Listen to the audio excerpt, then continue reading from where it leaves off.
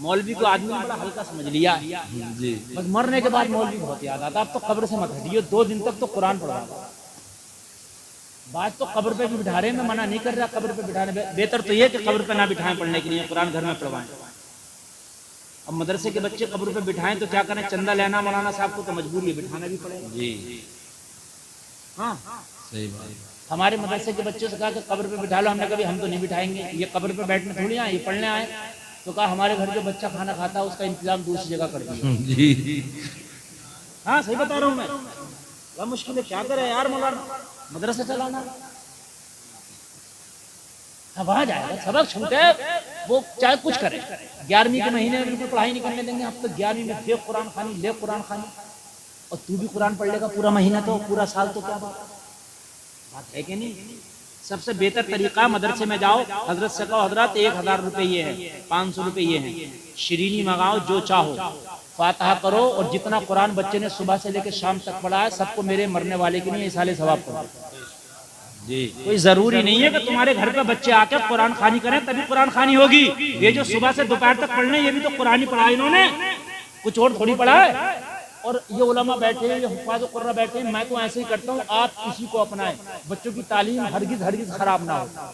हमारे यहाँ के हाफिजों की बड़ी शिकायत है कि हाफिज अच्छे नहीं, फिर लोग वहाबियों में पढ़ने भेजते, कहते हैं यार वहाँ का हाफिज बड़ा पक्का होता। लोगों कान खोल कर सुनो, ये कुरान खानियों के लिए वहीं जाओ, और जब कुरान का सवाब यहाँ से मदीने तक पहुँच सकता है तो तेरे घर तक न पहुँच सकता। घर में लाकर बिठा कर देगी होगा, गाड़ी ली तो गाड़ी में बिठा ले, गाड़ी में बिठा के कुरान पढ़ा, चैम्बर में घूसे पढ़ा सकते। अरे भाई घर में पढ़वा दे, मदरसे में पढ़वा दे, समझ रहे हैं, उसमें पढ़वाए, समझ रहे हैं, उसमें पढ़वाए। बात समझ में आ रही है कि नहीं आ रही है? हाँ, अगर आपको ज्यादा बरकत करना है तो अगर कोई गाड़ी या ट्रैक्टर आया है तो ट्रैक्टर का कोई पहली कमाई मस्जिद या मदरसे को दे दो, इंशाल्लाह बाबरकत रहेगा। अब है कि नहीं? गाड़ी का पहला फेरा पड़े मदरसे को दे दो, मदरसे के बच्चों को मदरसे का फायदा हो जाएगा। सही बता रहा हूँ मैं। तो ये कुरान खाने का जो मसला है, ये माहौल बनाओ कि भाई जितना बच्चे सुबह से लेकर शाम तक पढ़ लें, शिरीनी लाओ, यहाँ लियो, यही सब बातें हो जाएगी। तेरा भी काम हो जाएगा, हमारा भी काम हो जाएगा। तालीम बहुत जरूरी है, तालीम का नुकसान नहीं होना चाहिए। वरना बच्चे पढ़ते हैं, हाफिज बनते हैं बेचारे, हाफिज बनने के बाद में सुनाने के काबिल नहीं रह जाते। हमारा सारा वक्त कुरान खानियों में निकल जाता है। मौलाना मजबूर है, क्या करे, रसीद नहीं कटवाएगा, मदरसा का चलेगा, क्योंकि मदरसे को गवर्नमेंट तो दे नहीं रही है। समझ मारिए कि नहीं? सबसे बेहतर तरीका यह है कि भाई आप अपनी पहली कमाई मदरसे के नाम करो, जो भी हो पहली कमाई, तेरे खेत का पहला फल मदरसे के नाम करो। मैंने एक जगह तो ये देखा, बड़ा अच्छा निजाम था कि किसी की पलेज में तरबूज आया पहला, या अमरूद आया किसी के बाग में, तो वो लाया मदरसे में, मस्जिद में लाया। हद यह है किसी की मुर्गी ने पहला अंडा भी दिया, मदरसे में लाया या मस्जिद में, बोला भाई ये अंडा मैं मस्जिद को देता हूँ, तो फिर पता क्या होगा, उस बंडे की बोली लगती है। हाँ साहब कौन खरीदेगा, 500। हद ये कि एक एक अंडा 11-11 हज़ार का बिकता है। मस्जिद का फायदा हो गया, मदरसे का फायदा हो गया, बात है कि नहीं है? तो मस्जिद और मदरसों को लोगों किसी भी बहाने से ताउन कर दिया करो ताकि ये अच्छे से चलते रहे, ताकि ये अच्छे से चलते रहे। तुम्हारी जिम्मेदारी है बुराइयों को रोकना, भलाइयों का हुक्म देना, ये तुम्हारी जिम्मेदारी है। बोलो कोशिश करोगे आज के बाद रोकने की कि नहीं? बोलिए, बोलो इंशाअल्लाह, जहां तक हमारी कोशिश होगी। अच्छा एक बात बताओ, अब तुम ये भी सोच रहे होगे हजरत हमारे रोकने से क्या रुक जाएंगे? तो मैं आपको जवाब दूंगा, जब हजरत इब्राहिम खलीलुल्लाह को आग में डाला जा रहा था तो मेंढकी अपने मुंह से पानी ला ला के उस आग में फेंक रही थी। क्या उसके पानी फेंकने से आग बुझ जाएगी? नहीं बुझेगी, मगर अपनी मोहब्बत तो अदा कर रही थी। तुम कोशिश तो करो, हो तो सुभान अल्लाह, तुम्हारे कहने से कोई ना माने, जब भी बताने का तुम्हें सवाब मिल जाएगा, सवाब तुम्हें फिर भी मिल जाएगा। बोलो सवाब तुम्हें फिर भी मिल जाएगा। हराम अगर कोई काम हो रहा है तो ईमान का 1 नंबर का ईमान यह है कि उसे बाजुओं की ताकत से रोक दो, ये 1 नंबर का ईमान करेक्ट है। और उससे कम दर्जा यह है कि अगर कोई हराम काम हो रहा शरीयत के खिलाफ तो जबान से मुखालफत करो। ये 2 नंबर, दूसरा दर्जा। और तीसरा दर्जा ये है कि दिल में बुरा जानो। क्या करो? दिल में बुरा जानो। और ये 3 काम भी अगर नहीं कर पा रहे हैं तो जायजा लो कि दिल में ईमान भी है कि नहीं है, जायजा लो। एक बुजुर्ग हैं बायजीद बुस्तामी, बहुत बड़े बुजुर्ग हैं, नाम आपने सुना होगा। एक दिन इनका मुरीद आया और आके कहने लगा, हुजूर आपकी बस्ती में एक फाहिशा औरत ने डेरा डाल दिया है, वो नौजवानों को अपने दामे फरेब में लेती है और वो अपने जिस्म का सौदा करती है। हुजूर जब शाम होती है तो नौजवान उसके कोटे पे जाते हैं, नौजवान उसकी चौखट पे जाते हैं और अपनी मोटी मोटी रकम खर्च करके उसका जिस्म खरीदते हैं और उसके गुनाहों के दलदल में डूब जाते हैं। बायजीद बुस्तामी ने इतना सुना तो चीख निकल गई। कहने लगा, हुजूर आप क्यों रोते हैं? फरमाया, अगर मैदान महशर में अल्लाह ने पूछ लिया, ओ बायजीद बुस्तामी, एक फाहिशा तेरी बस्ती में नौजवानों के ईमान पर डांका डाल रही थी, तू क्या कर रहा था? तो मैं जवाब क्या दूंगा?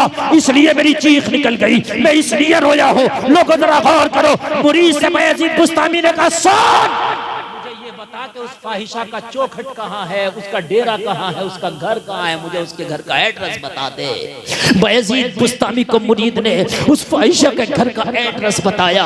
आपने एड्रेस लिया और एड्रेस लेने के बाद मुसल्ला उठाया और मुसल्ला उठा के दिन के उजाले में बायजीद बुस्तामी उस फाहिशा की चौखट पे मुसल्ला बिछा के वहीं बैठ गए। फाहिशा की चौखट पे जाके जरा तवज्जो करना। आप जो कहते हैं हमें क्या जरूरत पड़ी है, अगर हम ये सोचने लगे कि आज हमारा रिश्तेदार हराम काम कर रहा, हमने रोकना है, तो खुदा की कसम मौलानाओं की जरूरत भी नहीं पड़ेगी, हम ही इस काम को रोक देंगे। सही बता रहा हूं, रोक देंगे। फाहिशा के दरवाजे पर बायजीद बुस्तामी ने मुसल्ला बिछाया, मुसल्ला बिछा के बैठ गए। मुसल्ला बिछा के बैठे, जोहर का वक्त हुआ, नमाज जोहर अदा हो गई। असर का वक्त हुआ, नमाज असर अदा हो गई। मगरिब का वक्त हुआ, नौजवानों के आने का टाइम हो गया। शाम के वक्त आते थे, उसके हुस्न का बाजार गर्म होता था, अपना मुंह काला करते थे। लेकिन जब बायजीद बुस्तामी को आने वालों ने देखा तो हजरत की हया की वजह से वहां रुकते ही नहीं। शराबी आता, हजरत बैठे चला जाता, ओबाश आता, नफ्स परस्त आता, हजरत बैठे चला जाता। इतना ख्याल किया हजरत की वजह से कोई रुकता नहीं। शाम हुई तो अकेले हजरत ही हैं, कोई नौजवान वहां मौजूद ही नहीं था, अकेले हजरत। फाहिशा ने अपनी खादमा को भेजा, कहा जाओ मेरे दरवाजे पे जितने नौजवान आए हैं, मेरे दरवाजे पे जितने शराबी आए हैं, जितने नफ्स परस्त आए हैं, सबकी लिस्ट लेके आओ, सबकी फीस लेके आओ, सबको सबका नंबर बता के आओ। जब फाहिशा की खादमा दरवाजे पर पहुंची तो जलसे में आने वालों, यहाँ आज कोई है ही नहीं, बस अल्लाह वाला बैठा है। जोर से बोल दो यार जी। क्यों नहीं रुके? हजरत की शर्म की वजह से। गुनाहगार थे मगर इतनी हया थी यार, हजरत हैं, आज इनके सामने नहीं रुकेंगे यहाँ। अगर आज कोई हजरत जाके बैठ जाए ऐसे किसी चौखट पे तो पता क्या करेगा आज का मुसलमान? पहले फोटो खींचेगा, फिर फेसबुक पर डालेगा, देखो हजरत कहाँ बैठा है। बता रहा हूँ, नमक मिर्च लगा के डालेगा, नमक मिर्च लगा के डालेगा, देखो हजरत कहाँ बैठा। मगर हया थी, हया थी, हजरत बैठे चले जाए। पहले ऐसा होता था, आदमी बीड़ी पी रहा, इमाम आ गया ना तो इमाम के सामने फेंक दिया करता था, हजरत आ गया। सही बता रहा हूं मैं। अब्बा के सामने बेटा कभी हुक्का नहीं पीता था, बीड़ी पी रहा, मगर 10 साल हो गए बीड़ी हुक्का पीते, अब्बा के सामने आज तक न पिया। सही बता रहा हूं मैं। अब तो सुर्ती बना के खूब मसल के हजरत से क्या, हजरत खाओगे क्या? हाँ? सही बता रहा हूं मैं। मेरे भाई हया खत्म हो गई, पहले हया थी, हया थी। हया का दरवाजा जब से बंद हुआ ना, लोगों हया ईमान का हिस्सा है। अल्लाह ने फरमाया, मैं जो कुरान की आयत पढ़ी, हुन्ना लिबासुल लकुम व अंतुम लिबासुल लहुन, मियां बीवी आपस में एक दूसरे का लिबास है, और लिबास हया का जेवर है। लिबास जितना अच्छा होगा तेरे जिस्म की पर्दा पोशी उतनी ही अच्छी होगी।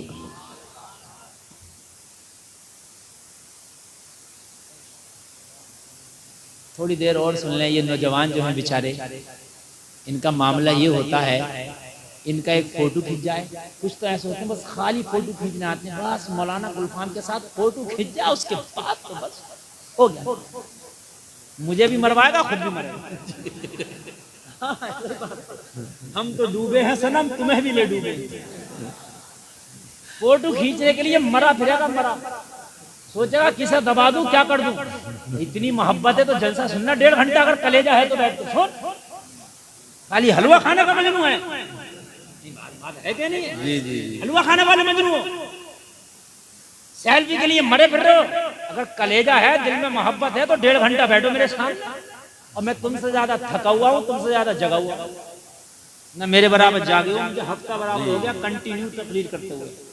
वैसे तो मुझे कई महीने हो गए, लेकिन लगातार सोया नहीं हूँ हफ्तों से, और रोजाना हजारों किलोमीटर का सफर कर रहा हूँ। आज भी कई हजार किलोमीटर का सफर करके यहाँ आया, तो मुझसे ज्यादा आप नहीं थके हैं। बात समझ में आ रही है? डॉक्टर शबाब साहब हैं कि वो भी सो गए, वो भी निकल गए? या अल्लाह, वो भी इंतजाम कर रहे हैं, पूरी रात इंतजाम चल रहा है। अच्छा, आप लोगों के सामने 5 मिनट तो और बोलूं, आप बोलिए, आप तो सुनेंगे ना? चलिए, अल्लाह सलामत रखे आप। 1 बजने वाला है, बस आप थोड़ी देर और सुने। मेरी तकरीर 1.25 घंटा के आसपास और 1.5 घंटा के आसपास चल 11:30 बजे, हाँ 1 घंटा 11 मिनट तकरीर हो गई। अब आप सुने और सुन ले, बस 10 मिनट और सुने, इंशाल्लाह मजा आ जाएगा इंशाल्लाह। हजरत बैठे हैं मगर हया इतनी आया, इतनी आया, इतनी नौबाश रुकाना, शराबी रुका, नफ्स परस्त रुका, नौबाश रुका, न टपोरी रुका। हजरत बैठे लोगों, ये हया है। आज भी मैंने देखा है, ये बात मैंने अंदाजा लगाई है कि हम अक्सर ट्रेनों में सफर करते हैं, और आप लोग भी कभी ट्रेन में सफर करते हैं। आप देखिएगा कि अगर ट्रेन में मांगने वाले आ जाएं, जिन्हें हम तुम कहते हैं मुखन्नस, ये बड़ी बदतमीज कौम होती है जी। अगर इन्हें सीधे से दो तो ठीक है, वरना ये टेढ़ी उंगली से भी घी निकालना जानते हैं। बड़ी बदतमीज, आप जानते हैं? लेकिन कभी भी ट्रेन में हमने देखा कि अगर ये मांगते हुए निकल जाए, हमसे कुछ नहीं कहते जी। मौलाना बैठा हो, टोपी वाला बैठा हो, दाढ़ी वाला बैठा हो, कभी कुछ नहीं कहती, कभी कुछ नहीं कहती। एक बार पूछा गया कि भाई ये बताओ कि तुम सबसे मांगते हो, इन दाढ़ी टोपी वालों से कुछ क्यों नहीं कहते? तो कहा, हजरत हम हया करते हैं जी, शर्म आती है, हम इनकी हया करते हैं, इनकी इज्जत करते हैं कि टोपी वाला है, दाढ़ी वाला, हया करते हैं। तुमने इज्जत के सामान तो खुद छोड़ दिए, तुम आओ तो अपने मुकम्मल गेटअप में तो आओ। खुदा की कसम, जमाना फिर तुम्हारी इज्जत करना शुरू करे। अपने गेटअप में तो आओ, मुकम्मल गेटअप में तो आओ, दाढ़ी टोपी में तो आओ। खादमा आई, देखा कि आज कोई है ही नहीं, खाली एक ही बैठा है, टोपी वाला, दाढ़ी वाला, तस्बीह वाला, मुसल्ले वाला। बस कहने लगी, बाबा क्या रास्ता भटक गए, यहाँ तुम्हारा क्या काम? बायजीद बुस्तामी ने फरमाया, ओ खादमा सुन, रास्ता हम नहीं भटके हैं, रास्ता वो तेरी मालकिन भटक गई है। हम नहीं भटके हैं, वो भटक गई है। कहने लगी, ओ बाबा यहाँ पता है कौन आता है? यहाँ वो आता है जो यहाँ इसके गुनाहों के दलदल में मुंह काला करता है। आपके आने का मकसद क्या है? कहने लगे, हम तेरी मालकिन से मुलाकात चाहते हैं। उल्टी ही चाल चलते हैं दीवान गानेश, आंखों को बंद करते हैं दीदार के लिए। दीवाने को दीवाने की नजरों से न देखो, दीवाना भी कुछ देख के दीवाना बना है। दीवाने की नजरों को जहां देख रहा है, दीवाना खुदा जाने कहां देख रहा है। कहने लगे, हम मिलना चाहते हैं। कहा, हजरत आप उस फाहिशा से मुलाकात की तवक्को रखते हैं? हजरत आप? कहने लगे, तुझे इससे क्या मतलब है? तुझे इससे क्या मतलब है? ये बता कि हमारी मुलाकात हो सकेगी या नहीं। तो कहने लगी हजरत मैं पहले बात करके आऊं कि वो आपसे मिलेगी भी कि नहीं। गई और जाके बोली आज सिर्फ एक ही है तेरी चौखट पे, तेरे दरवाजे पे। आज दर्जनों नहीं है, रोजाना दर्जनों होते थे लेकिन आज नहीं है, आज एक ही है। कहने लगी कौन है? कहने लगी आने वाला भी अजीब है, सर पे टोपी है, चेहरे पे दाढ़ी है, हाथ में तस्बीह है, बगल में मुसल्ला है, लब पे जारी अल्लाह अल्लाह है। वाह वाह वाह वाह। वो आया। आयशा हैरत में पड़ गई, ये अल्लाह वाला और मेरे चौखट पे। कहने लगी वो क्या करने आया?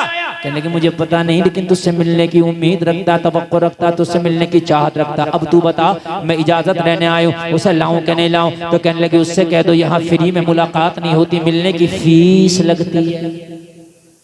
तवज्जो करते चले जाओ लोगों, बुराई को रोकने की कोशिश करो, मेरा यही पैगाम है आज की तकरीर से। छोटी हो या बड़ी हो कोशिश करो कि हमने बुराई रोकना है। इंशाअल्लाह अगर तुमने बुराई रोकने की कसम खा ली तो जमाने से बुराई उड़ जाएगी। बुराई आई। कहने लगी ओ बाबा मुलाकात तो करा देंगे लेकिन मुलाकात ऐसे नहीं होती, वो फीस लेती है, वो किसी से नहीं मिलती बगैर फीस के। बायजीद बुस्तामी ने फरमाया फीस देंगे और पूरी रात की देंगे। तू उससे ये पूछ के है कि पूरी रात की फीस कितनी लगेगी। फिर गई, कहने लगी वो तो बड़ा अमीर है, बड़ा सखी है, वो तो पूरी रात की फीस देने को तैयार है। फाहिशा ने कहा ऐसा कस्टमर मिले तो बड़ी अच्छी बात है, जो दर्जनों का काम अकेला कर जाए, लेके आओ उसे बहुत इज्जत के साथ। लोगों पूरी रात की फीस दे दी गई। बायजीद बुस्तामी को बड़ी इज्जत के साथ अब फाहिशा के पास खादमा लेके जा रहे हैं। इसने मजीद प्लस एक्स्ट्रा मेकअप किया, इसलिए कि बड़ा सखी कस्टमर आया है, इसको अगर मैंने खुश कर दिया तो मेरा काम बन जाएगा, बहुत पैसे वाला आया है। अपने कमरे को भी खुशबू से मुअत्तर कर दिया, अपने आप को भी बनाओ सिंगार करके इसने तैयार कर लिया। बायजीद बुस्तामी ने जब इसके हुजरे खास में कदम रखा तो आपकी शान ये है, ये जुल्फों को बिखेर के खड़ी है कि आने वाला देख के मचल जाएगा। बायजीद बुस्तामी ने इसके कमरे में कदम रख के नजर उठाई तक नहीं, जमीन पर नजर डाल के खड़े रहे। अल्लाह जमीन पे नजर डाल के खड़े रहे। देखने वाली ने देखा, फाहिशा ने देखा, कहने लगी ओ आने वाले इतना खर्चा करके आया है, एक बार नजर उठा के तो देख, मेरा हुस्न लाजवाब है। अरे देख भी नहीं पा रहा तो इतना खर्चा करने का मकसद क्या है?